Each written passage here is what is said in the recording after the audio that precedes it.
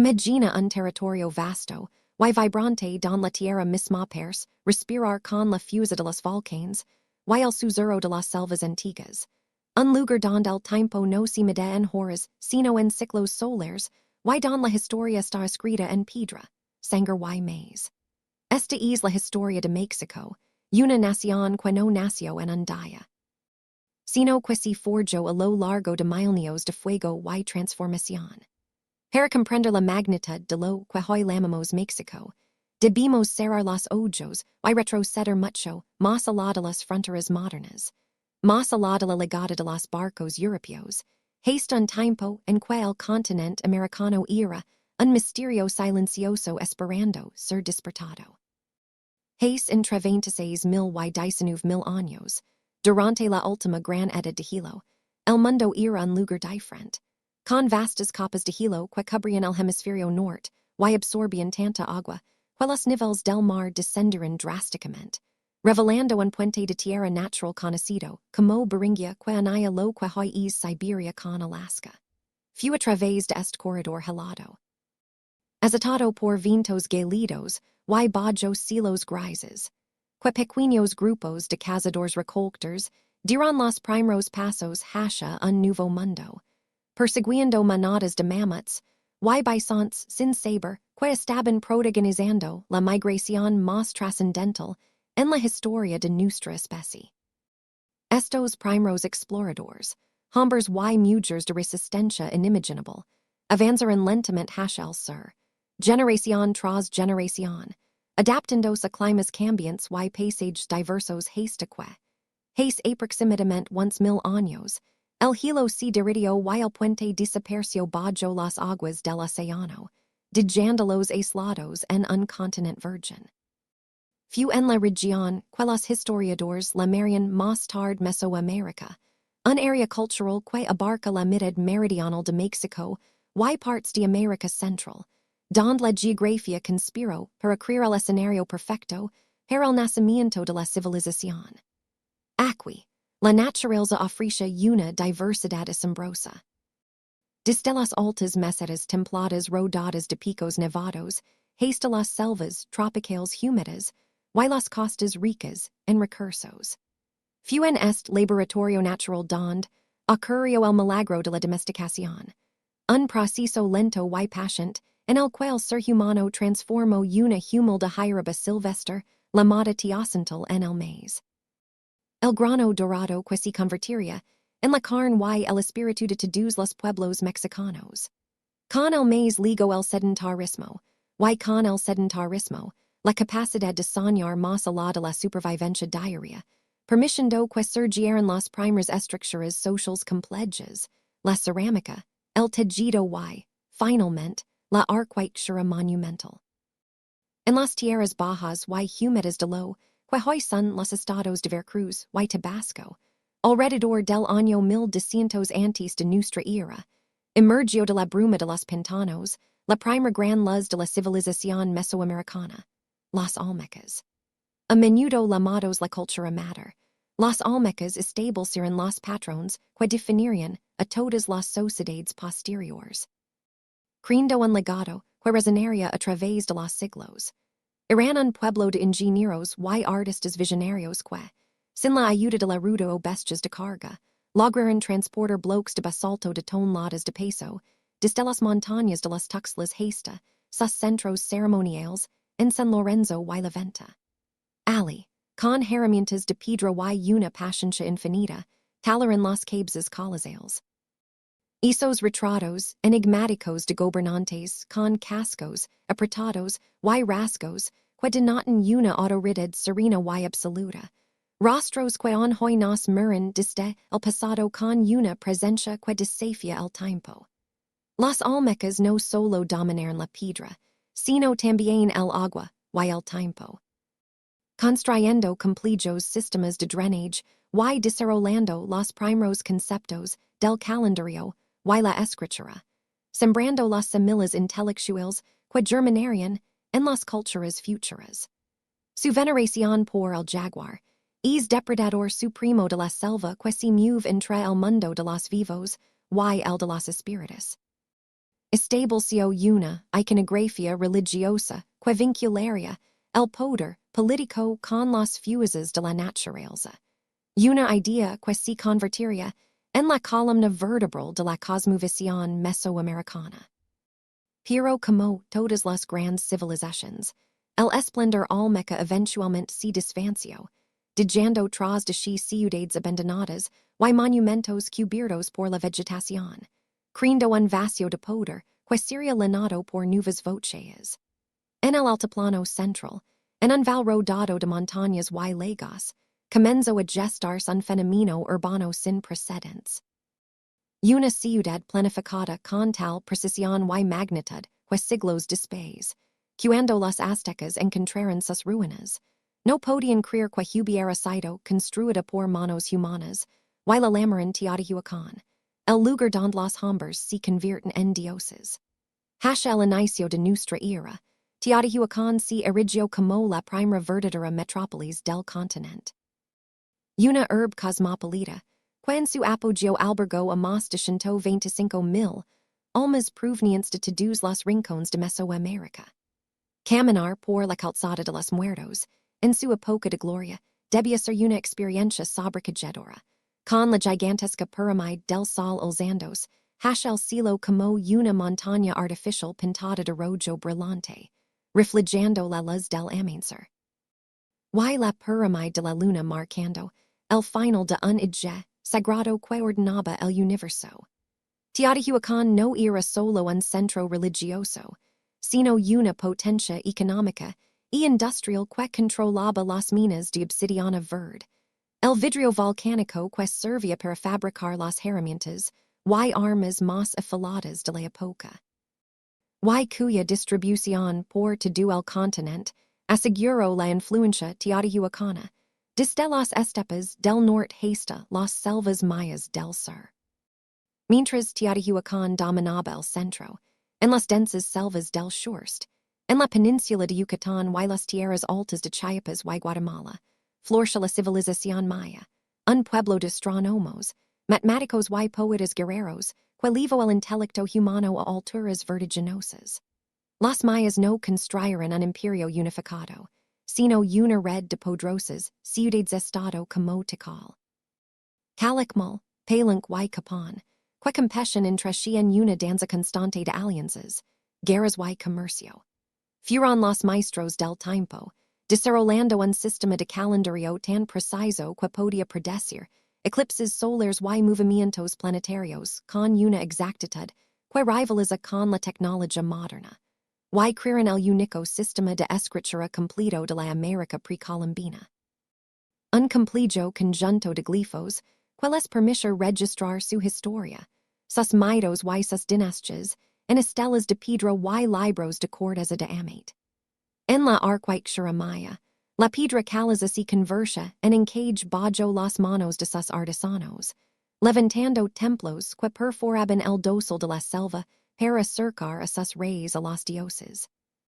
Estructuras decoradas con mascarones de deidades de la lluvia y gobernantes sentados en tronos de jaguar. Sin embargo, esta brillantes intelectual convivia con una realidad brutal, pues para los mayas, la sangre era la sustancia sagrada que alimentaba al sol y mantenía el universo en movimiento. Levando a rituales de autosacrificio y ceremonias, donde la vida se ofrendaba para garantizar la continuidad de la existencia.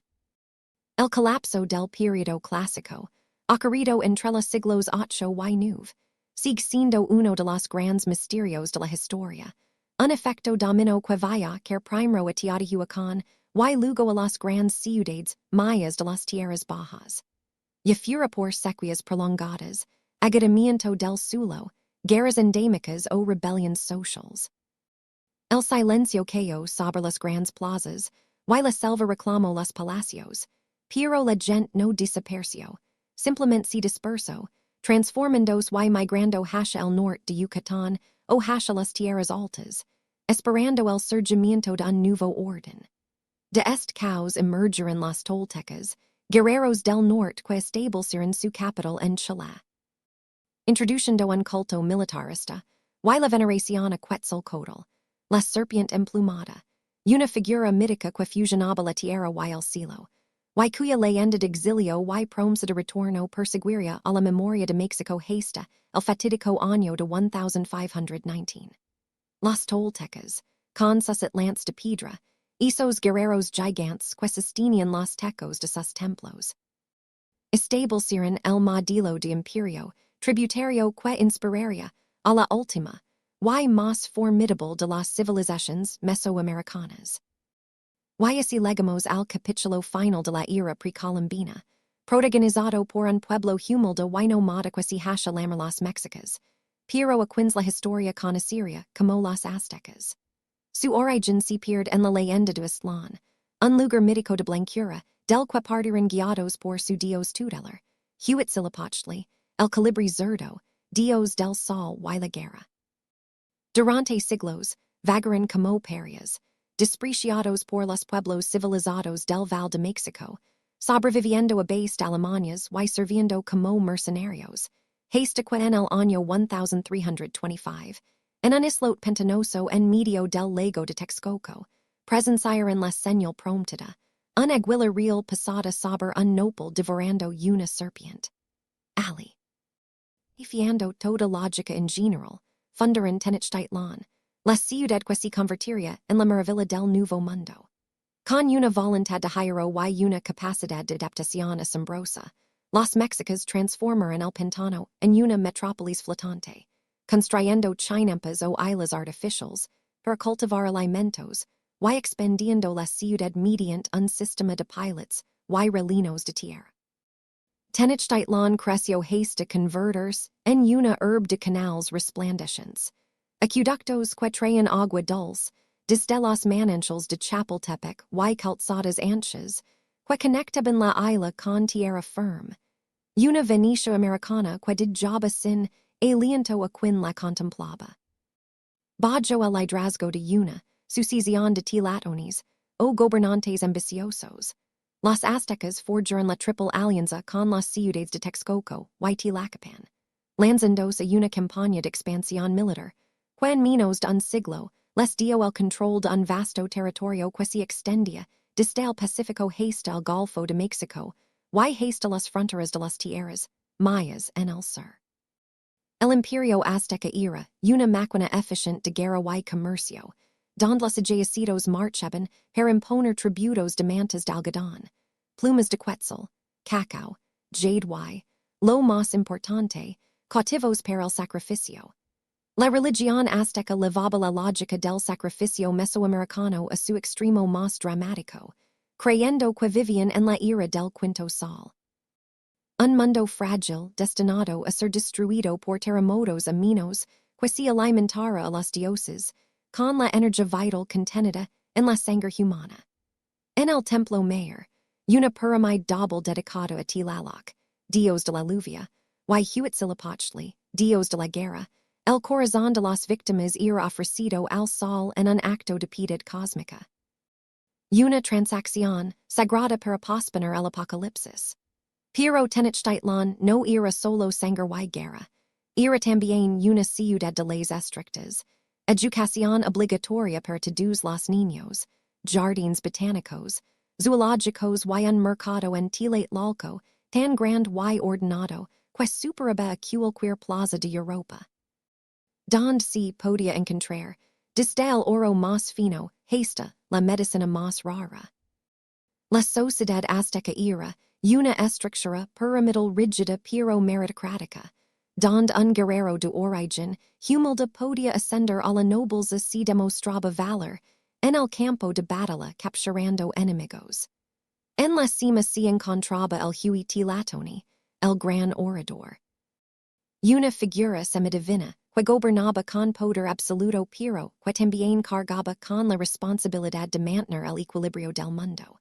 A principios del siglo Roman XVI, este cargo recayó en Moctezuma Roman II, un hombre profundamente religioso, educado en el comicac sacerdotal, un gobernante reflexivo y sensible a las señales del más allá. Bajo su reinado. El imperio alcanzó su máxima extensión, pero también comenzó a mostrar grietas internas, Con pueblos sometidos, como las tlaxcaltecas herviendo de resentimiento por los pesados tributos, y las constantes guerras, floridas destinadas, a capturar víctimas per el sacrificio. Fue en este momento de tensión y esplendor, alrededor del año 1510. Cuando comenzaron a aparecer presagios funestos, que perturbaron el sueño de Moctezuma. Una espiga de fuego que aparece en el cielo nocturno, y no se apagaba. El templo de Huitzilopochtli ardiendo espontáneamente, sin que el agua pudiera sofocar las llamas. Un cometa que cruzó el firmamento a plena luz del día. Las aguas del lago hirviendo sin cosa aparente, y la voz de una mujer que lloraba por las noches, gritando lamentos por sus hijos perdidos. Estos augurios crearon una atmósfera de fatalismo en la corte azteca, una sensación de que el tiempo se estaba agotando, y que el retorno de los dioses estaba cerca.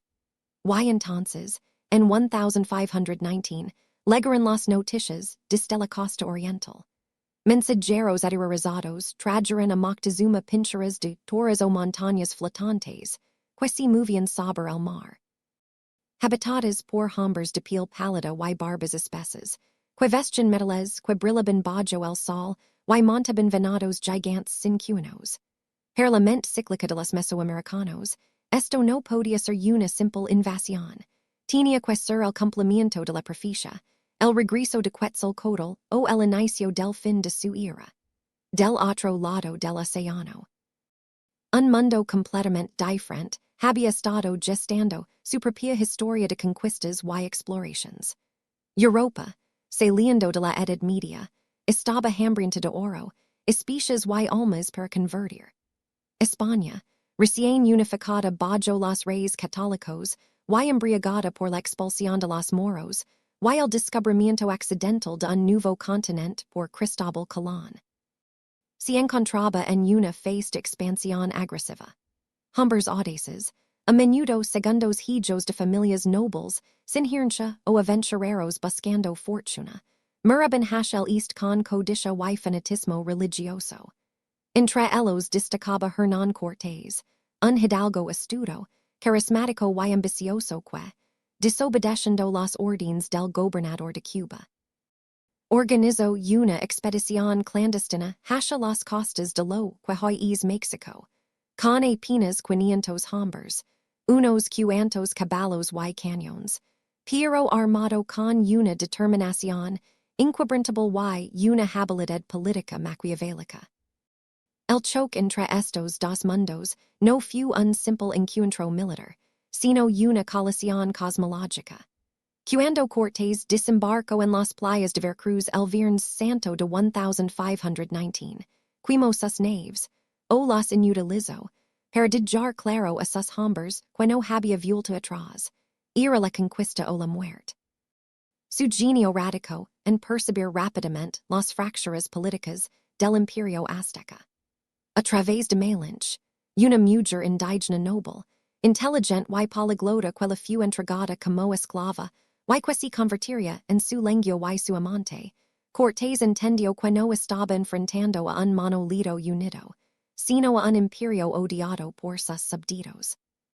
Con una diplomacia astuta y demostrations de fuerza brutal, como la masacre de Cholula, Cortés logró forjar una alianza impensable con los tlaxcaltecas y otros pueblos indígenas, reuniendo un ejército de miles de guerreros, nativos, dispuestos a marchar contra sus opresores aztecas. La marcha hacia Tenochtitlan fue un viaje hacia el corazón de las tinieblas y la maravilla. Cruzando pasos de montaña helados, entre los volcanes Popocatépetl y Iztaccíhuatl, hasta que finalmente, al descender hacia el Val de México, los españoles contemplaron por primera vez la ciudad flotante de los aztecas. Una visión tan hermosa que muchos pensaron que estaban soñando o viendo cosas de encantamiento. El encuentro entre Moctezuma y Cortés en la calzada de Iztapalapa es uno de los momentos más dramáticos de la historia humana. El instante en que dos civilizaciones, que habían evolucionado en completo aislamiento, se miraron a los ojos. Moctezuma, atrapado entre su deber como gobernante, y sus temores religiosos, recibió a los españoles como huéspedes de honor. Alejándolos, en el palacio de su padre Axayacatl, un error estratégico que Cortés aprovechó para secuestrar al emperador y gobernar a través de él. Durante meses, una tensa comerían en la ciudad, mientras los españoles saqueaban los tesoros y profanaban los templos, y el resentimiento de la nobleza azteca crecía como una ola a presión. La situación estalló cuando Cortés tuvo que abandonar la ciudad brevemente para enfrentar a una expedición española enviada para arrestarlo, y su lugarteniente, Pedro de Alvarado, temiendo una conspiración durante la fiesta de Toxcatl, ordenó una matanza de nobles aztecas desarmados en el templo mayor. El río de sangre que corrió es dire rompió cualquier posibilidad de paz. La ciudad se levantó en armas, Moctezuma murió en circunstancias confusas, apedreado por su propia gente o asesinado por los españoles. Y Cortés, al regresar, se encontró sitiado en un palacio rodeado de guerreros furiosos. La noche del 30 de junio de 1520, conocida como la noche triste, los españoles intentaron huir sigilosamente de la ciudad bajo la lluvia y la oscuridad, cargados de oro robado. Fueron descubiertos. El sonido de los tambores de guerra de piel de serpiente resonó en la noche y miles de guerreros aztecas atacaron desde canoas y desde las calzadas. La retirada se convirtió en una carnicería. Cientos de españoles y miles de sus aliados tlaxcaltecas murieron ahogados en los canales o capturados para ser sacrificados, y Cortés logró su derrota bajo un árbol de ajujuit, viendo su sueño de conquista hecho pedazos. Pero los aztecas cometieron un error fatal. No persiguieron a los supervivientes para aniquilarlos por completo. Y dejaron atrás algo más letal que la pólvora o el acero, la viruela. Mientras Cortés regrupaba sus fuerzas en Tlaxcala y construía bergantines para asediar la ciudad desde el agua, una plaga apocalíptica arrasó Tenochtitlan. La viruela, una enfermedad desconocida en América, mató al sucesor de Moctezuma, Cuitlahuac, y casi la mitad de la población de la ciudad. Debilitando la resistencia azteca desde adentro, rompiendo la cadena de mando y sembrando el terror espiritual. El asedio final de Tenochtitlan en 1521 fue una guerra total, un infierno de 3 meses donde se peleó casa por casa y canal por canal. Cuauhtémoc, el último Tlatoni, un joven guerrero de valor indomable, dirigió la defensa de una ciudad que se moría de hambre y sed, pues los españoles habían cortado el acueducto. A pesar de la heroica resistencia. La superioridad tecnológica de los bergantines, la devastación de la viruela y el apoyo masivo de los aliados indígenas inclinaron la balanza. El 13 de agosto de 1521, Tenochtitlan cayó. El silencio que siguió al estruendo de la batalla fue ensordecedor. Las crónicas dicen que llovió tal cantidad de fuego y muerte que no se podía caminar sin pisar cadáveres. Con la captura de Cuauhtémoc, el sol de los aztecas se puso para siempre sobre las ruinas humeantes de la Gran Pirámide. Los conquistadores comenzaron a construir una nueva ciudad, marcando el doloroso nacimiento de una nueva raza y una nueva nación. Pero la conquista no fue el fin de la historia indígena, sino el comienzo de una resistencia y una adaptación que duraría siglos. La Nueva España se erigiría sobre los cimientos rotos del mundo antiguo, una colonia vasta y rica que se convertiría en la joya del Imperio Español, un lugar donde la cruz y la espada intentaron borrar a los dioses antiguos, pero donde, en secreto, detrás de los altares de las nuevas iglesias, el corazón de México seguía latiendo, esperando el momento de despertar de nuevo en una forma mestiza, compleja y vibrante. La instauración del orden colonial fue un proceso brutal y sistemático. Los templos fueron desmantelados piedra por piedra para construir catedrales, y los códices, esos libros sagrados llenos de sabiduría milenaria, fueron quemados en autos de fe, considerados obras del demonio por los frailes misioneros. Sin embargo, en medio de esta destrucción cultural, ocurrió algo inesperado, el mestizaje. No solo fue la mezcla biológica entre españoles y indígenas, sino una fusión profunda de cosmovisions. Los frailes, en su afán por evangelizar, aprendieron las lenguas nativas y documentaron las historias de los vencidos, preservando involuntariamente aquello que querían destruir. La Virgen de Guadalupe. Aparecida según la tradición, en el Cerro del Tepeyac, antiguo santuario de la diosa Tonantzin, se convirtió en el símbolo supremo de esta nueva identidad, una virgen morna que hablaba nahuatl que ofrecía consuelo a los hierofanos de la conquista, uniendo en su manto las estrellas del cielo indígena con la fe europea. Durante 300 años, la colonia vivió una paz tensa. Una época de construcción de ciudades barrocas, de explotación minera en Zacatecas, y guanajuato que inundó el mundo de plata. Y de una rígida estratificación social basada en castas, donde el color de la piel determinaba el destino de una persona. Pero donde la cultura mexicana se cocinaba a fuego lento en las cocinas, los talleres y las plazas. A medida que avanzaba el siglo XVIII, el mundo comenzó a cambiar. Las ideas de la Ilustración, que proclamaban la libertad y la igualdad, cruzaron el océano y encontraron eco en los criollos, los hijos de españoles nacidos en América, quienes, a pesar de su riqueza, se sentían discriminados por los peninsulares que acaparaban los altos cargos del gobierno y la iglesia. El descontento creció con las reformas borbónicas, que aumentaron los impuestos y apretaron el control de la corona sobre sus colonias. Pero fue un evento al otro lado del Atlántico el que encendió la meca definitiva. En 1808, Napoleón Bonaparte invadió España y capturó al rey Fernando Román VII, dejando al imperio sin cabeza legítima. En la ciudad de México, y en ciudades de provincia, como Querétaro y Valladolid, comenzaron a organizarse tertulias literarias, que en realidad eran conspiraciones. En la madrugada del 16 de septiembre de 1810, en el pequeño pueblo de Dolores, un cura anciano, culto y rebelde llamado Miguel Hidalgo y Costilla, al descubrir su conspiración, decidió que no había más tiempo para esperar. Hizo sonar las campanas de su iglesia y convocó a su rebaño, no para misa, sino para la guerra, lanzando el grito de Dolores, un llamado a la muerte del mal gobierno y a la defensa de la religión, desatando una tormenta social que ni él mismo pudo controlar. La guerra de Independencia no fue un desfile ordenado, sino una explosión de rabia acumulada durante 3 siglos.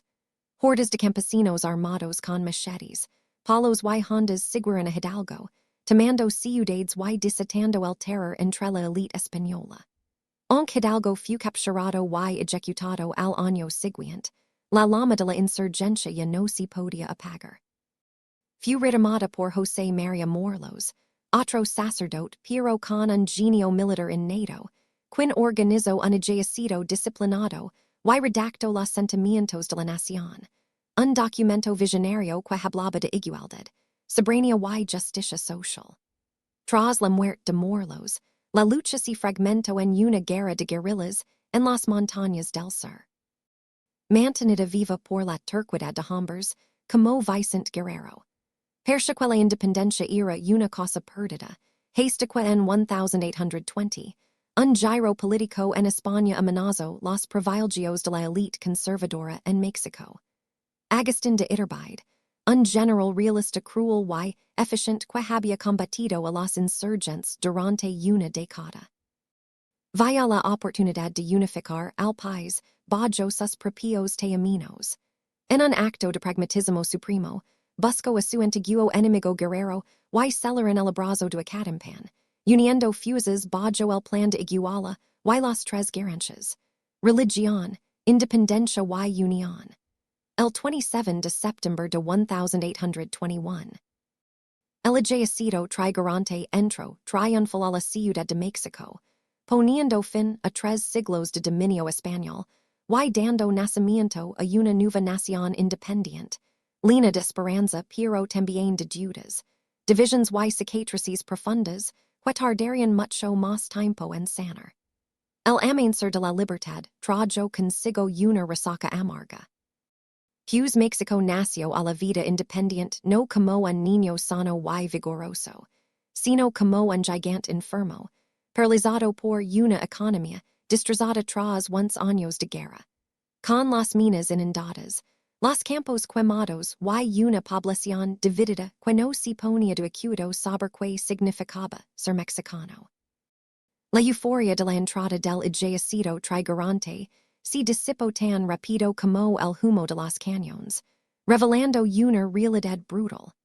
El país era inmenso, abarcando más de 4 millones de kilómetros cuadrados, desde las sequoias de Alta California hasta las selvas de Costa Rica, pero era ingobernable. Despoblado y acechado por potencias extranjeras, que miraban sus riquezas con ojos de depredador. Agustín de Iturbide, el consumidor de la Independencia, intentó llenar el vacío de poder coronándose así mismo como Agustín I, el primer emperador de México, en una ceremonia que imitaba el voto de las cortes europeas, pero que carecía de cimientos reales en un país en bancarrota. Su imperio fue un sueño efímero de apenas unos meses, derrumbado por la ambición de los generales republicanos y su propia incapacidad política, terminando con su exilio y posterior fusilamiento al intentar regresar. Un presagio sombrío de que en México el poder sería una sentencia de muerte. Con la caída del imperio en 1823, México se desgarró dolorosamente. Las provincias de Centroamérica aprovecharon el caos para separarse para siempre, y el resto del país se embarcó en un experimento republicano que oscilaría violentamente entre el federalismo y el centralismo. Fue la era de los caudillos. Hombres fuertes con ejércitos privados que trataban la presidencia como un botín de guerra, y entre todos ellos surgió una figura que dominaría la escena política durante 3 décadas como una sombra ineludible: Antonio López de Santa Anna. Carismático, vanidoso, seductor y políticamente camaleónico, Santa Anna fue héroe y villano. Capaz de defender la patria contra los intentos de reconquista española, en Tampico y de perder una pierna luchando contra los franceses, en la llamada Guerra de los Pasteles, para luego enterrar esa pierna con honores militares, en un acto de teatro absurdo que reflejaba la esquizofrenia de la nación. Bajo su sombra, México vivió en una anarquía perpetua, con la hacienda pública siempre vacía, dependiendo de préstamos usureros de la Iglesia o de banqueros extranjeros, mientras en el norte, en las vastas y solitarias llanuras de Texas, se gestaba una tormenta que cambiaría el mapa para siempre. El gobierno mexicano, desesperado por poblar las fronteras del norte para evitar que fueran tomadas por los Comanches o los Apaches, había cometido el error histórico de permitir la entrada de colonos anglosajones provenientes de Estados Unidos, bajo la condición de que aprendieran español y practicaran el catolicismo. Pero los colonos, imbuidos de la doctrina del destino manifiesto y aferrados a su esclavidad, que México había abolido, pronto superaron en número a los mexicanos, y en 1835 declararon su independencia. Santa Anna marchó hacia el norte con un ejército de reclutas mal equipados, hambrientos y forzados, decidido a aplastar la rebelión con sangre. Aunque logró una victoria púrica y brutal en el Alamo, masacrando a los defensores texanos y convirtiéndolos en mártires, su arrogancia lo llevó a descuidar su propia seguridad. En la batalla de San Jacinto, un ataque sorpresa de las fuerzas texanas, lidradas por Sam Houston, atrapó al ejército mexicano durmiendo la siesta. La batalla duró apenas 18 minutos. Pero la matanza continuó por horas. Santa Anna fue capturado oculto en la hierba vestido como un soldado raso y, para salvar su vida, firmo los tratados de Velasco, reconociendo la independencia de Texas, y retirando sus tropas. Una humiliación que le costaría a México no solo el territorio, sino su orgullo nacional. Pero la pérdida de Texas fue solo el preludio de una catástrofe mayor. Una década después, Estados Unidos, con un apetito insatiable de expansión, y buscando un puerto en el Pacífico, provocó una guerra fronteriza que utilizó como pretexto para invadir México en 1846. Fue una guerra desigual desde el principio, el choque entre una nación industrial en ascenso. Unida y bien armada, contra un país agrario, dividido por guerras civiles y armado con mosquitos napoleónicos obsoletos. Los ejércitos estadounidenses atacaron por tres frentes, cruzando el río Bravo en el norte, tomando Nuevo México y California casi sin resistencia, y desembarcando en Veracruz para seguir la misma ruta de Cortés hacia la capital.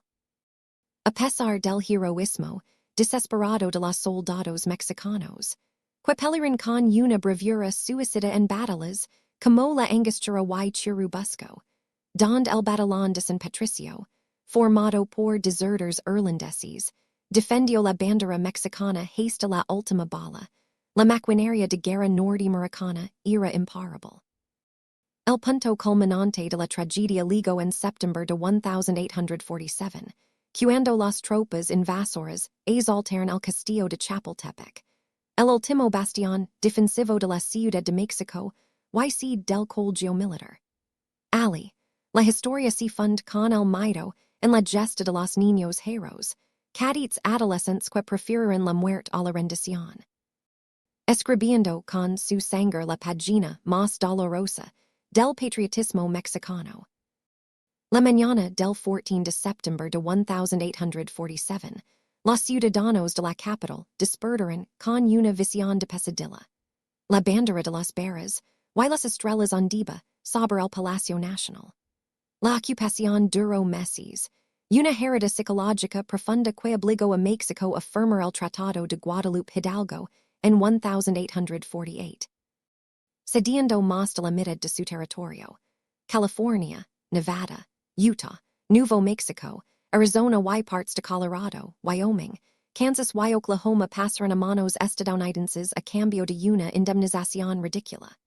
México quedó mutilado, reducido a la mitad de su tamaño, sumido en una depresión colectiva y preguntándose si tenía derecho a existir como nación. Fue en este momento de oscuridad absoluta cuando surgió una nueva generación de pensadores y políticos, hombres que no eran militares ni aristócratas, sino abogados, periodistas y poetas, decididos a refundar el país sobre bases modernas. Eran los liberales, y entre ellos destacaba un indígena Zapoteca de Oaxaca, de rostro impassible y voluntad de granito. Que apenas hablaba español hasta la adolescencia, pero que había legado a dominar el derecho romano y la filosofía política. Benito Juárez. La lucha entre liberales y conservadores no fue solo una disputa política, sino una guerra civil fratricida conocida como la Guerra de Reforma. Los liberales querían un estado laico, moderno, con igualdad ante la ley y libre mercado, desmantelando los fueros y privilegios del ejército y la Iglesia Católica, que posee la mitad de las tierras cultivables del país. Los conservadores, aterrorizados por lo que veían como un ataque a la tradición, la fe y el orden social, defendían la supremacía de la Iglesia y buscaban un gobierno central fuerte, incluso monárquico. El conflicto estalló en 1857 tras la promulgación de una nueva constitución liberal. Durante 3 años, México se desangró nuevamente. Juárez, como presidente legítimo pero itinerante, huía en su carruaje negro de ciudad en ciudad, cargando los archivos de la nación, mientras los generales conservadores fusilaban a sus enemigos y tocaban las campanas de las catedrales celebrando victorias efímeras. Finalmente, los liberales triunfaron en el campo de batalla, pero encontraron las arcas vacías y una deuda externa impagable con las potencias europeas. Ante la suspensión de pagos declarada por Juárez, España, Inglaterra y Francia enviaron flotas de guerra a Veracruz para exigir su dinero. Mientras los dos primeros negociaron y se retiraron, Francia tenía otros planes. Napoleón Roman III, el emperador francés, soñaba con detener la expansión de Estados Unidos y crear un imperio latino católico en América que proviera materias primas a la industria francesa. Con el apoyo de los conservadores mexicanos derrotados, que viajaron a Europa para rogar por un príncipe que trajera orden, las tropas francesas iniciaron la invasión en 1862.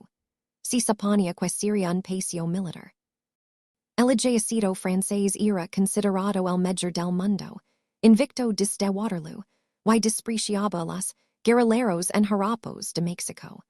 Pero el 5 de mayo de 1862, frente a los fuertes de Laredo y Guadalupe en la ciudad de Puebla, la argancia imperial se estrelló contra la dignidad mexicana. El general Ignacio Zaragoza, al mando de un ejército improvisado de veteranos liberales y indígenas zacapoxtlas armados con machetes, rechazó una y otra vez las cargas de los suavos franceses, logrando una victoria imposible que electrificó al mundo y le dio a México un respiro moral, aunque no detuvo la guerra. Napoleón Roman III, humillado, envió 30,000 soldados más. Publicó tras un sitio heroico y el gobierno de Juárez tuvo que abandonar la capital, replegándose hacia el desierto del norte, cerca de la frontera con Estados Unidos, en una larga peregrinación de resistencia. Fue entonces cuando llegó a Veracruz, a bordo de la fragata Novara. Una pérdida en sueño salida de los cuentos de hadas europeos. Maximiliano de Habsburgo, archiduque de Austria, alto, rubio y de ojos azules, y su esposa Carlota de Bélgica, una princesa brillante y ambiciosa. Creen sinceramente que el pueblo mexicano los había llamado para salvarlos, engañados por las mentiras de los conservadores y por su propio romanticismo ingenuo. Se instalaron en el castillo de Chapultepec, maravillados por la belleza del paisaje y decididos a ser buenos emperadores. Pero la realidad de México pronto destruyó sus ilusiones. Maximiliano resultó ser un liberal de corazón que ratificó las leyes de reforma de Juárez, enfureciendo a los conservadores y al Papa. Quedándose así sin base de apoyo. Era demasiado liberal para los conservadores y un usurpador extranjero para los liberales. El segundo imperio mexicano fue una tragedia operística, una corte brillante en la ciudad de México con bailes, etiqueta y paseos por el paseo de la Reforma, mientras en las montañas y selvas del resto del país se libraba una guerra de guerrillas salvaje y sin cuartel. Los chinacos, guerrilleros republicanos, atacaban los convoys franceses y desaparecían en la noche. Haciendo que el control imperial nunca se extendiera más allá de donde pisaban las botas de los soldados extranjeros. La situación internacional selló el destino del imperio. En 1865 terminó la guerra civil en Estados Unidos, y el gobierno norteamericano, que nunca reconoció a Maximiliano, comenzó a enviar armas y suministros a Juárez y a aprisionar a Napoleón Roman III. Al mismo tiempo, la amenaza de Prusia en Europa obligó a Francia a retirar sus tropas, dejando a Maximiliano solo frente a su destino. Carlota viajó a Europa desesperada para suplicar ayuda a Napoleón y al Papa, pero solo encontró puertas cerradas y cayó en la locura. Encerrada en un castillo belga donde viviría 60 años más, hablando con fantasmas. Maximiliano, hombre de honor hasta el final, se negó a abdicar y huir, decidiendo morir con sus generales leales, Miramón y Mejía. Se refugió en la ciudad de Querétaro, donde fue sitiado por el ejército republicano. Tras semanas de hambre y bombardeos, la ciudad cayó. El 19 de junio de 1867, en el Cerro de las Campanas. Maximiliano entregó una moneda de oro a los soldados del pelotón de fusilamiento pidiéndoles que no la desperan a la cara porque su madre pudiera reconocerlo, y grito, Viva Mexico! Antes de que las balas terminaran con el sueño imperial, la república había triunfado. Benito Juárez entró de nuevo en la ciudad de México, esta vez no como un fugitivo, sino como el símbolo viviente de la soberanía nacional. Un hombre que había derrotado a la potencia militar más grande de la época, y había demostrado que México era una nación imposible de conquistar. Los años de la República restaurada fueron un tiempo de reconstrucción dolorosa. Juárez gobernó con mano firme, convencido de que solo la ley y la educación podían salvar al país, creando la Escuela Nacional Preparatoria y promoviendo el positivismo, una filosofía que ponía el orden y el progreso por encima de todo. Pero la paz era frágil. Los héroes militares de la guerra contra Francia ascension, que los civiles en el poder no reconocían sus sacrificios. Entre ellos se encontraba un general joven, héroe de la batalla del 5 de Mayo y de la toma de Oaxaca, un mestizo de mirada penetrante y bigot marshal llamado Porfirio Díaz. Díaz se levantó en armas contra Juárez bajo el lema de no reelección, acusando al benemérito de perpetuarse en el poder. Aunque su primera rebelión fracasó y Juárez murió de un infarto en 1872, siendo todavía presidente, dejando el poder a Sebastián Lerdo de Tejada, la semilla de la ambición estaba sembrada.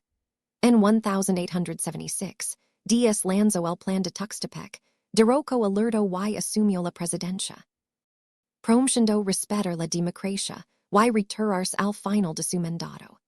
Nadie, ni siquiera él mismo en ese momento, podía imaginar que ese hombre gobernaría México con puño de hierro durante más de 30 años, en una era de paz sepulcral y progreso deslumbrante, que prepararía el escenario para la explosión social más grande del siglo Roman XX. El siglo Roman XIX mexicano, que comenzó con el grito de un cura en un pueblo perdido y terminó con la legada de un dictador modernizador, fue el crisol donde se fundió la identidad nacional. Fue un siglo de pérdidas territoriales devastadoras, de invasiones extranjeras que pisotearon la soberanía, y de guerras civiles que enfrentaron a hermano contra hermano. Pero también fue el siglo en que México sobrevivió a su propia destrucción, el siglo en que se definió que no sería ni español, ni francés, ni norteamericano, sino una entidad única, mestiza, dolorosa y orgullosa. La tierra estaba pacificada. Los ferrocarriles comenzaban a trazar líneas de acero a través de los desiertos donde antes solo cabalgaban los apaches. Y las luces eléctricas empezaban a parpadear en la capital, pero bajo esa superficie de modernidad afrancesada del porfiriato, las viejas deudas con la justicia social, la tierra y la libertad seguían sin pagarse, esperando, como el magma bajo un volcán dormido, el momento inevitable de la erupción. Bajo la mirada severa y paternalista del general Porfirio Díaz, México entró en un letargo hipnótico, una época conocida como el porfiriato o la paz porfiriana, que transformó la faz de la nación con la fuerza del acero y el vapor. Díaz, el antiguo héroe liberal que había combatido a los franceses en las selvas de Oaxaca y en los fuertes de Puebla, se convirtió en el arquitecto de un nuevo orden basado en una filosofía positivista resumida en dos palabras, orden y progreso. Para él y su círculo de intelectuales tecnócratas, conocidos despectivamente como los científicos, el orden no era un fin en sí mismo, sino el requisito indispensable para atraer la inversión extranjera que México necesitaba desesperadamente. Y el capital ligó a rodeos. Ingleses, franceses, alemanes y, sobre todo, estadounidenses, vieron en la estabilidad feria de Díaz una oportunidad de oro, invirtiendo millones en la minería, el petróleo, la industria textil y, lo más crucial, en los ferrocarriles. El paisaje mexicano, antes dominado por caminos de herradura polvorientos infestados de bandidos, fue cortado por miles de kilómetros de vías ferias, que unieron por primera vez el norte, desértico con el centro fértil, y los puertos del Golfo, permitiendo que las riquezas del subsuelo fluyeran hacia el exterior, y que la autoridad del gobierno central llegara hasta el último rincón del territorio. Las ciudades se transformaron, queriendo imitar el esplendor de París. En la Ciudad de México se levantaron palacios de mármol, boulevards anchos iluminados por luz eléctrica, y teatros opulentos, donde la élite escuchaba ópera italiana vestida con las últimas modas europeas. El Palacio de Bellas Artes, una catedral de la cultura iniciada bajo su mandato, simbolizaba esta aspiración de refinamiento y modernidad. El peso mexicano era una moneda fuerte que competía con el dólar, y el crédito de la nación en los mercados internacionales era impecable. Sin embargo, este progreso deslumbrante era una fachada dorada que ocultaba una estructura podrida y cruel. El costo de la modernización lo pagaron los de siempre, los campesinos y los indígenas.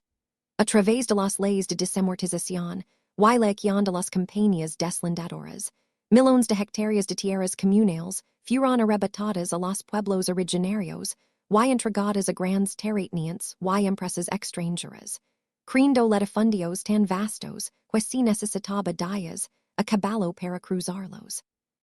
En lugares como Yucatán, con sus plantations de henequén, o en Val Nacional en Oaxaca, las conditions de vida de los peons eran indistinguibles de la esclavidad.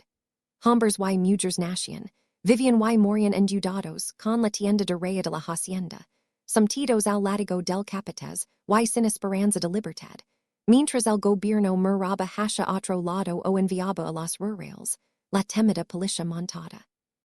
Para aplicar la ley de fuga, a cualquiera que se atreviera a protestar. La política de Díaz se resumía en la frase, pan y palo. Pan, puestos y negocios para los leales y sumisos. Palo, cárcel o muerte para los opositores. La prensa estaba amortizado comprada. Las elecciones eran una farsa ritual donde Díaz ganaba siempre con la totalidad de los votos, y la constitución era letra muerta. Pero el tiempo. El único enemigo al que ningún dictador pudo vencer, comenzó a pasar factura. Don Porfirio en Vigicia, en el castillo de Chapultepec, rodado de una corte de aduladores gerontocráticos, desconectado de un país que bulia de juventud y resentimiento. En 1908, en una entrevista concedida al periodista estadounidense James Creelman, Díaz cometió el error táctico de su vida. Declaró que México estaba listo para la democracia y que él no buscaría la reelección en 1910. Estas palabras, pensadas para consumo exterior, encendieron una mecha en la pólvora seca del descontento nacional. De pronto, se rompieron los diques del silencio y surgieron clubes políticos, periódicos de oposición y líderes, que se atrevieron a soñar con un México sin Díaz. Entre estos soñadores surgió una figura improbable, Francisco Ignacio Madero. Madero no era un general ni un revolucionario barbudo, sino el hijo de una de las familias más ricas del norte, un hombre de baja estatura, vegetariano, abstemio y espiritista, que creía recibir mensajes de los muertos, y que estaba convencido de que tenía una misión divina para salvar a México. Escribió un libro titulado La sucesión presidencial en 1910, que se convirtió en el evangelio de la clase media democrática, y recorrió el país en la primera campaña política moderna de la historia mexicana, llenando plazas con su oratoria ferviente bajo el lema, sufragio efectivo, no reelección. Díaz, subestimando al liquido Madero, primero se burló de él y luego. Al ver la magnitud de su popularidad, lo encarceló en San Luis Potosí justo antes de las elecciones, declarándose ganador una vez más mediante un fraudberdo. Pero Madero logró escapar hacia Estados Unidos y, desde San Antonio, Texas, lanzó el plan de San Luis, un documento que, aunque tibio en reformas sociales, contenía una convocatoria audaz y precisa. Llamaba a los mexicanos a levantarse En armas, el domingo 20 de November de 1910, a las 6 de la tarde.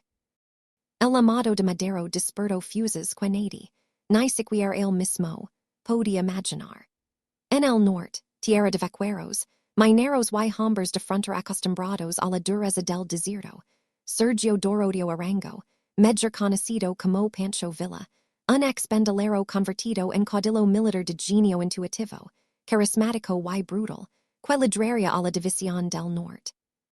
El ejército más poderoso de la Revolución, una fuerza de caballería imparable que avanzaba a bordo de trenes militares, acompañada por las adelitas y soldaderas, mujeres valientes que caçaban, cuidaban y peleaban junto a sus hombres.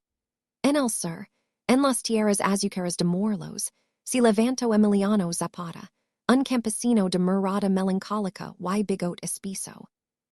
Líder del ejército libertador del sur, cuya lucha no era por la democracia abstracta, sino por algo mucho más tangible y antiguo, la tierra.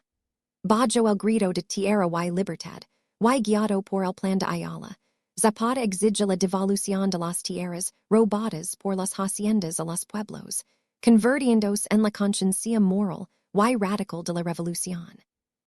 El viejo régimen, carcomido por dentro, se derrumbó con sorprendente rapidez.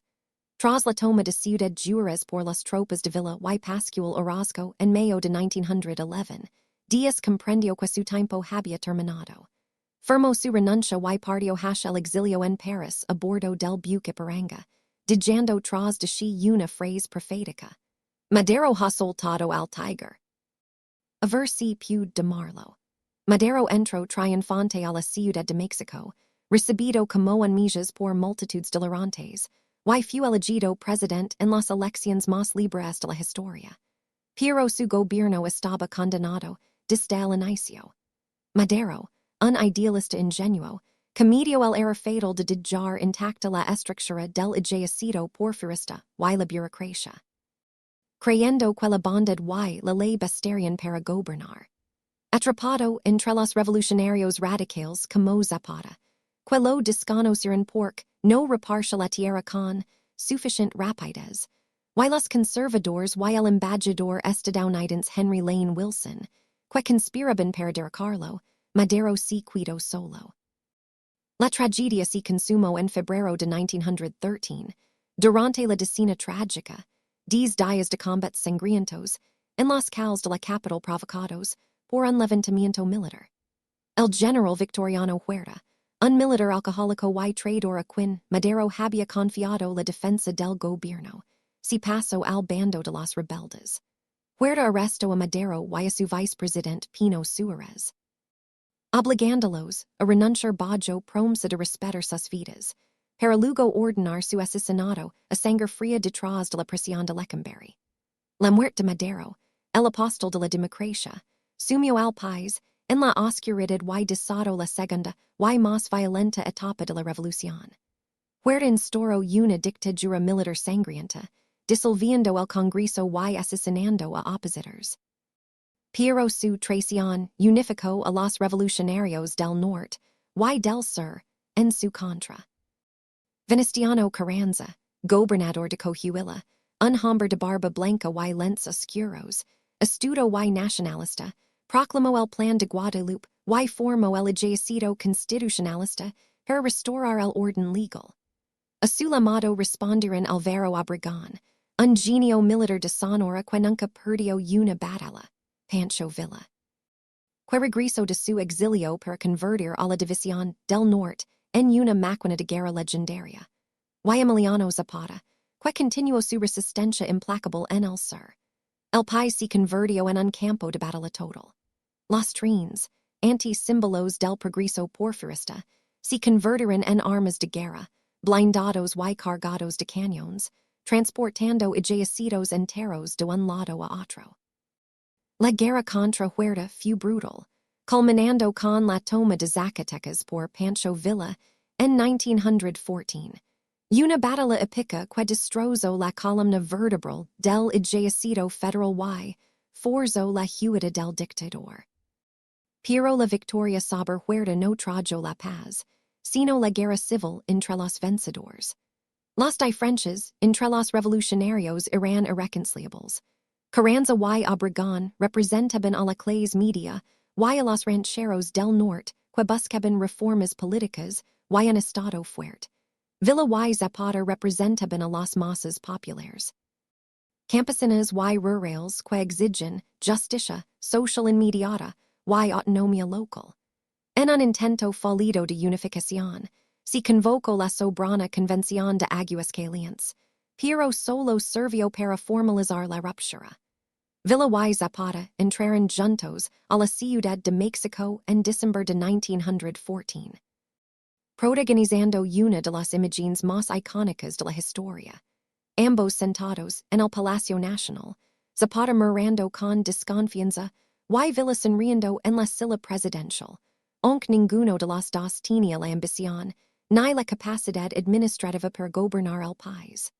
Su alianza fue efímera y se retiraron a sus bastions, dejando el capital a Carranza.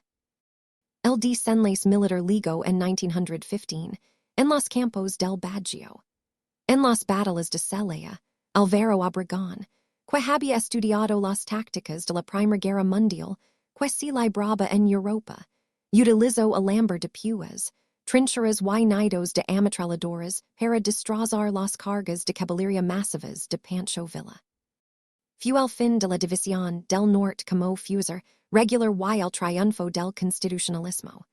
Villa se replegó a las montañas de Chihuahua, volviendo a la guerra de guerrillas y llegando a invadir Columbus, Nuevo México, en 1916, lo que provocó una expedición punitiva del ejército estadounidense que nunca logró capturarlo. Carranza, consolidado en el poder, convocó a un congreso constituyente en Querétaro para dar forma legal a la revolución.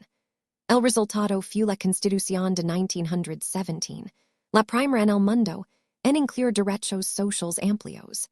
El artículo 3 garantizaba la educación laica y gratuita. El artículo 27 declaraba que la tierra y el subsuelo pertenecían a la nación, sentando las bases para la reforma agraria y la nacionalización del petróleo. Y el artículo 123 estableció derechos laborales de vanguardia. Sin embargo, la violencia política continuó devorando a sus propios hijos. Carranza, incapaz de pacificar a Zapata, ordenó su asesinato. En 1919, el caudillo del Sur fue atraído a una emboscada en la hacienda de Chinamca por un coronel traidor que fingió unirse a su causa. Al sonar el clarín de honor, los soldados acribillaron a Zapata. Cuyo cupo sin vida pero cuyo miedo se volvió inmortal, pues los campesinos decían que Zapata no había muerto, que se le veía cabalgando en las sierras, vigilando que la tierra fuera de quien la trabaja. El propio Carranza no sobreviviría mucho tiempo. Al intentar imponer a un sucesor civil en 1920, se enfrentó a la rebelión de sus antiguos aliados sonorenses. Obregón, Caos y de la Huerta. Yendo hacia Veracruz, Carranza fue asesinado en una choza miserable en Tlaxcalantongo, cerrando así el ciclo de los grandes caudillos revolucionarios originales. Con el ascenso de Álvaro Obregón a la presidencia en 1920, comenzó una fase de reconstrucción nacional. Obregón, un pragmático despiadado pero inteligente, entendió que el país necesitaba paz y educación. Nombró a José Vasconcelos como secretario de Educación Pública, quien lanzó una cruzada cultural sin precedentes, enviando maestros rurales, misioneros, a los pueblos más remotos para enseñar a leer y escribir, y entregando los muros de los edificios públicos a pintores como Diego Rivera, José Clemente Orozco y David Alfaro Siqueiros. Así nació el muralismo mexicano, un movimiento artístico que narraba la historia de México desde una perspectiva indígena y revolucionaria, educando al pueblo a través de imágenes monumentales y forjando una nueva identidad nacional que glorificaba el mestizaje y el pasado prehispánico. Pero la paz seguía siendo armada y frágil. Pancho Villa, que si había rendido y vivir retirado en su hacienda de Canutillo, fue asesinado en una emboscada en 1923, probablemente con la anuncia del gobierno que temía su posible regreso a las armas. Obregón, al finalizar su mandato, rompió el principio de no reelección, por el que se había luchado tanto. Buscando volver a la presidencia en 1928, Piero fue asesinado por un fanático católico en un restaurante de la Ciudad de México mientras celebraba su victoria electoral.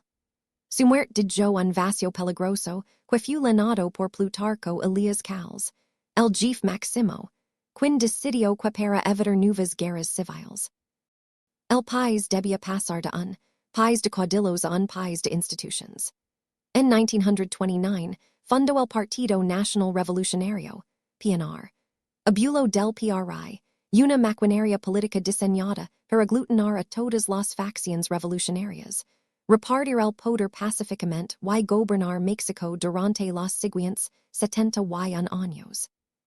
La Revolución Mexicana costó más de un millón de vidas, desplazó a millones más y destruyó la economía, pero también perdió al México moderno. Destruyó el sistema feudal de las haciendas, dio voz política a las masas, creó una cultura nacional vibrante y estableció las leyes que regirían el país durante el siglo Roman XX.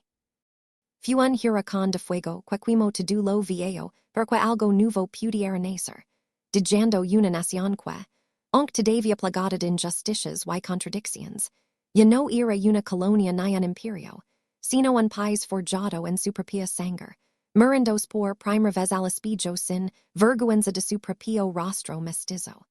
La lucha armada había terminado. Pero la lucha por construir una nación justa apenas comenzaba, dando paso a una era de corporativismo, industrialización y el nacimiento de un sistema político único en el mundo que traería estabilidad a cambio de democracia, en una larga y compleja danza entre el autoritarismo y el progreso. Aquí tienes la parte for y final de esta gran saga histórica. En este capítulo recorrimos desde la consolidación del Estado moderno, el auge económico, las crisis recurrentes y la dolorosa transición a la democracia y el México contemporáneo. Con la fundación del partido, oficial comenzó una nueva era en la vida de México, un periodo extraño y fascinante conocido como el Maximado, don Plutarco Elias Calles, autodenominado el jefe máximo de la Revolución, gobernaba desde las sombras moviendo los hilos de presidentes titulares que ocupaban la silla pero no el poder. Fue una época de cinismo político y desencanto, donde los ideales revolucionarios parecían haberse congelado en una retórica vacha mientras la nueva élite política se enriquecía. Sin embargo, en 1934, Calles cometió el último error de su carrera al elegir como sucesor a un general michoacano de rostro impasible y pocas palabras, Lázaro Cárdenas del Río, creyendo que sería otra marioneta fácil de manipular. Cárdenas resultó ser el político más astuto y genuinamente revolucionario del siglo. En una maniobra maestra, exilió a Calles Estados Unidos en pijama, cortando de tallo el cordón umbilical del caudillismo y asumiendo el control total del país, no para enriquecerse, sino para cumplir, por fin, las promesas de la Constitución de 1917. El sexenio cardenista fue un torbellino de transformación social. Cárdenas recorrió el país a caballo y en automóvil, escuchando a los campesinos y entregando más de 18 millones de hectáreas de tierra, distrayendo definitivamente el sistema de haciendas que había sobrevivido desde la colonia y creando el ejido colectivo como columna vertebral del campo mexicano. Pero su acto más audaz, el que lo consagraría en el altar de la patria, ocurrió el 18 de marzo de 1938.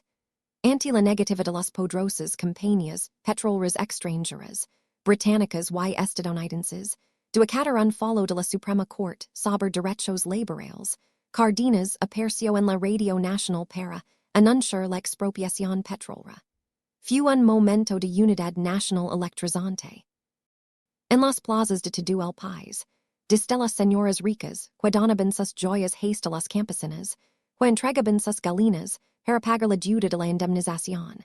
México se puso de pie para declarar que sus recursos naturales eran, por primera vez, suyos. Cárdenas también abrió las puertas de México a miles de refugiados españoles que huyen de la guerra civil y del fascismo de Franco, inyectando al país una dosis de intelecto y cultura que revitalizaría las universidades y las artes. Al terminar su mandato, Cárdenas tuvo la sabiduría de no radicalizar más al país y permitió una transición hacia la moderación. Con el estallido de la Segunda Guerra Mundial, México, bajo la presidencia de Manuel Ávila Camacho, se alineó con los aliados, declarando la guerra a la jet tras el hundimiento de barcos petroleros mexicanos por submarinos alemanes. El Escuadrón 201. Una unidad de pilotos mexicanos que combatió en las Filipinas junto a la Fuerza Aérea Estadounidense, se convirtió en símbolo de que México ya no era una víctima de la geopolítica, sino un actor internacional. La guerra trajo consigo un boom económico sin precedentes, mientras las potencias se destruían. México vendía materias primas y comenzaba a industrializarse bajo el modelo de sustitución de importaciones. Fue el inicio del llamado milagro mexicano, 3 décadas de crecimiento económico sostenido del 6% anual, estabilidad política y paz social, una anomalía en una América Latina plagada de golpes de Estado y dictaduras militares. Durante los años 40, 50 y 60, México se transformó de un país rural de sombreros y hurix a una nación urbana de rascacielos y concreto. La Ciudad de México creció devorando los pueblos circundantes para convertirse en una de las megalópolis más grandes del mundo, coronada por la Torre Latinoamericana, el primer rascacielos construido en zona sísmica.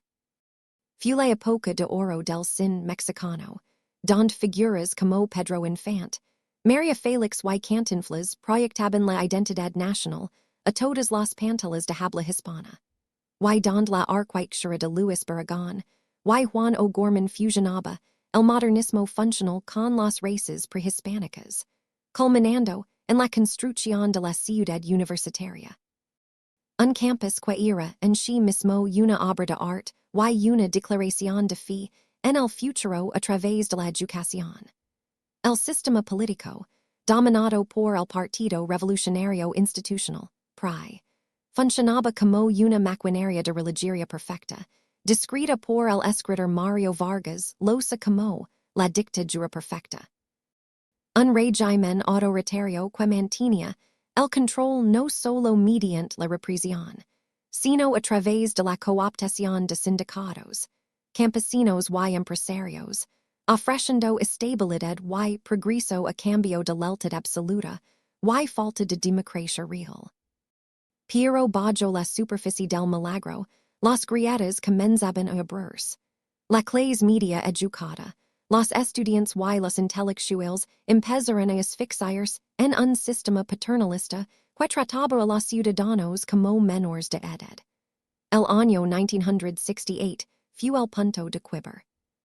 Mientras el gobierno se preparaba para mostrar al mundo un México moderno y pacífico como anfitrión de los primeros Juegos Olímpicos en América Latina, un movimiento estudiantil vibrante llenó las calles exigiendo libertades democráticas básicas, el fin de la represión policial y el diálogo público. El presidente Gustavo Díaz Ordaz, un hombre de mentalidad rígida y paranoica, que veía en los estudiantes una conspiración comunista internacional destinada a sabotar las Olimpiadas, respondió con la fuerza bruta. La tarde del 2 de octubre de 1968, 10 días antes de la inauguración de los Juegos, en la Plaza de las Tres Culturas, en Tlatelolco, el lugar donde siglos antes había quedado el Imperio Azteca. El ejército abrió fuego contra una manifestación pacífica. La masacre de Tlatelolco, cuya cifra real de muertos sigue siendo incierta pero que se cuenta por cientos, fue la herida moral que deslegitimó al régimen para siempre. Los Jugos Olímpicos se celebraron, y los adultos corrieron y saltaron, pero el país había cambiado. La inocencia del milagro mexicano había muerto bajo las balas en Tlatelolco. La década de los 70 vaya el intento del sistema por recuperar su legitimidad a través del populismo económico.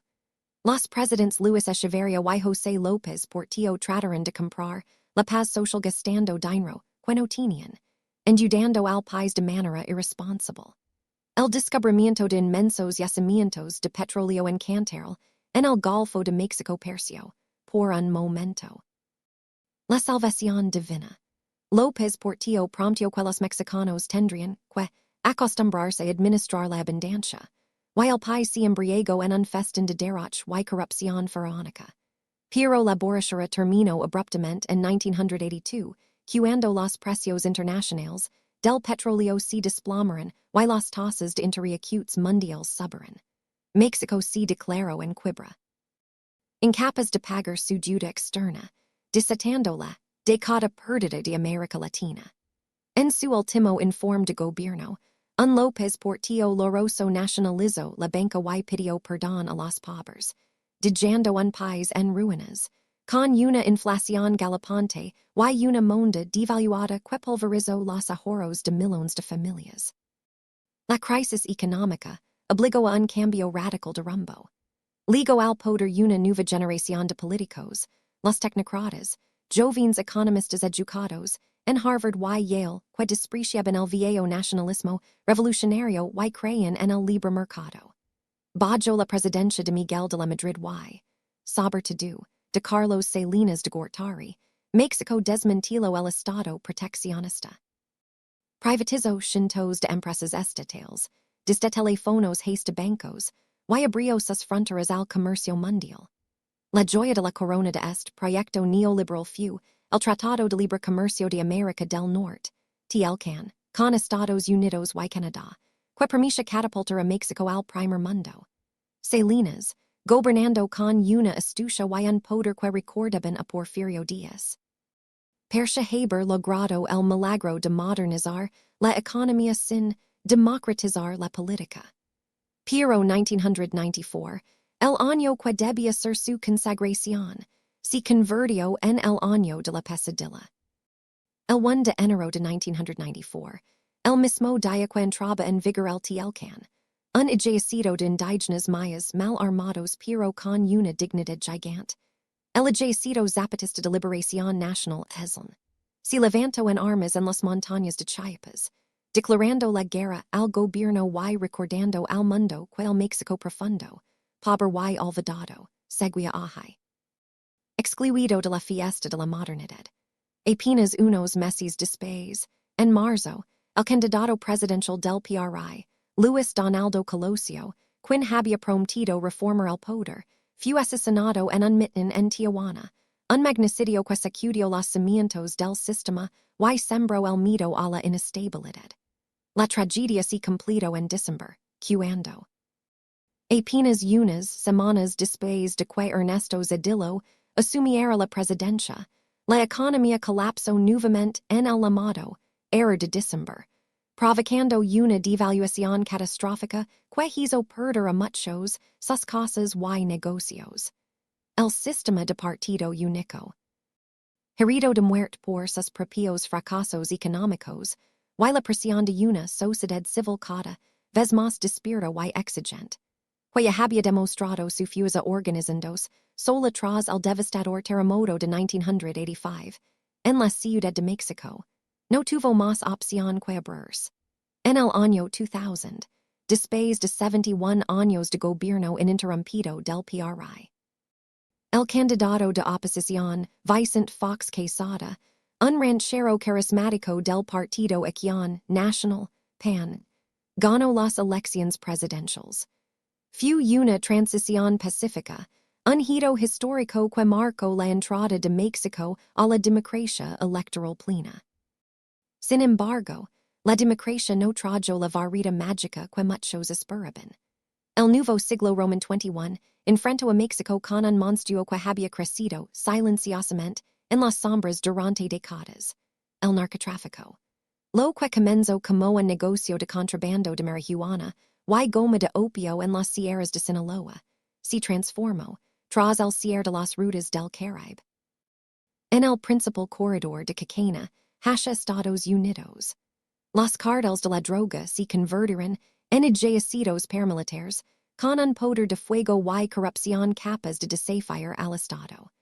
En 2006, tras una elección presidencial sumamente polarizada y cuestionada ganada por Felipe Calderón por un margen microscópico, el nuevo presidente decidió legitimar su mandato lanzando una guerra frontal contra los cartels, sacando al ejército a los caos. La decisión desató una espiral de violencia aterradora que fragmentó a las organizaciones criminales y bañó al país en sangre, con cientos de miles de muertos y desaparecidos, convirtiendo nombres de ciudades pacíficas en sinónimos de tragedia y dolor. El regreso del PRI al poder en 2012, con Enrique Peña Nieto, un político telegénico que promete reformas estructurales, no logró detener la violencia, y se vaya manchado por escándalos de corrupción, y por la desaparición forzada de 43 estudiantes normalistas de Ayotzinapa en 2014.